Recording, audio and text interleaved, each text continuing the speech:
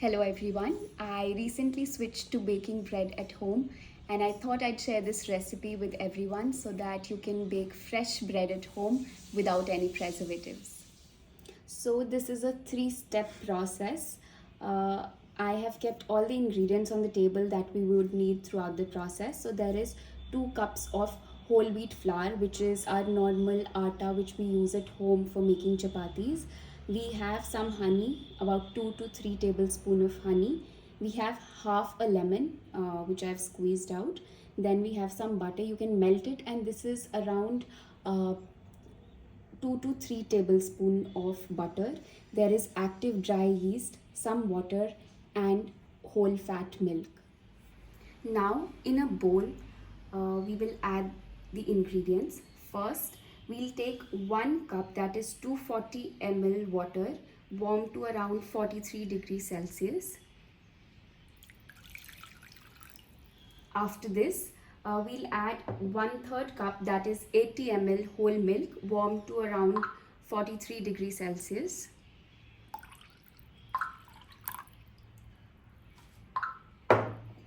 After this, we will be adding the star ingredient, which is the active dry yeast. For this, we'll take 2 and 1/4 teaspoons. So this is 1, 2 and 1/4. This is around 6 grams of active dry yeast. After adding all of this, we'll give it a quick mix. And we will slowly start adding our 2 cups of whole wheat flour or the atta. This is 1 cup. I have measured this separately. This is around 260 grams.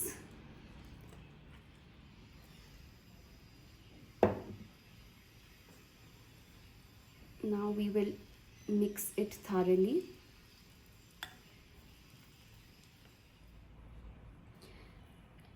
So once the mixture starts looking like this, what we'll do is we'll keep it aside for around 60 to 90 minutes and let it double in size. So we'll cover it with a cotton cloth, and with this we come to the end of the first step in this process, which is the sponge making process. So now we had covered our sponge, and as you can see, this has risen. Now we'll move to the next step in this process. We'll add the other ingredients. So the first ingredient we'll add in this is 3 tablespoons of honey.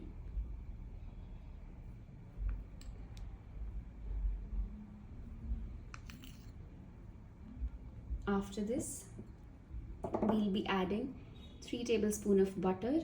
You can add unsalted or salted butter. Here you can either melt the butter. For me, it's in half molten state.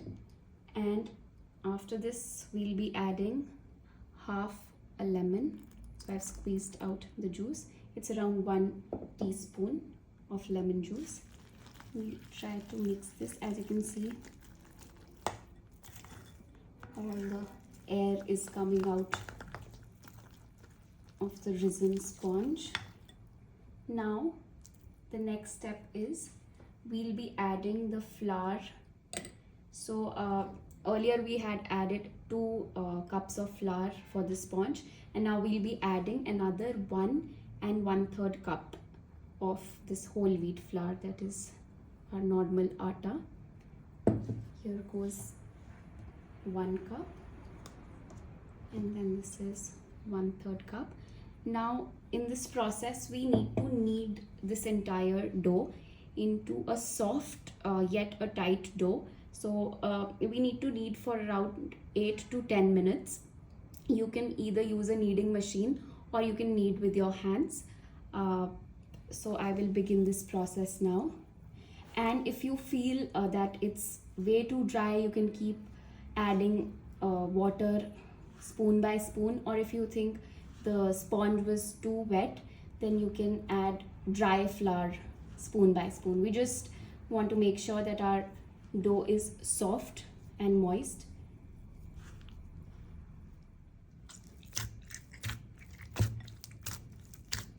So my kneading process is almost complete. I will bring this together and I will cover this with a cotton cloth first.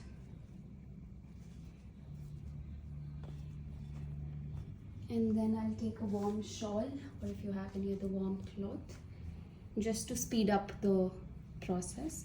And you will cover it like this, and we'll wait for another 1.5 hours. We'll let it rise and then go to the next step.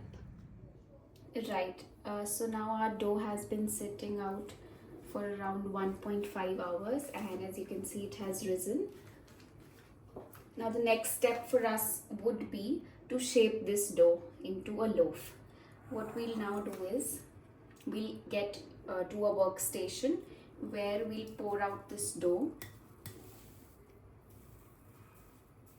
and we will knead it one more time.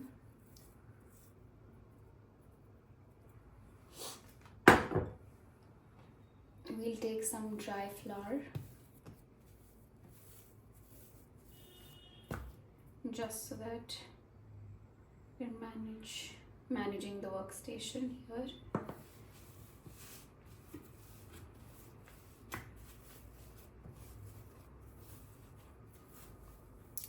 So now what we're going to do is we'll roll this dough into a large rectangle of about 8:15 inches, and you don't have to be very precise, it has to be a rough one. Right, so we will now simply just roll this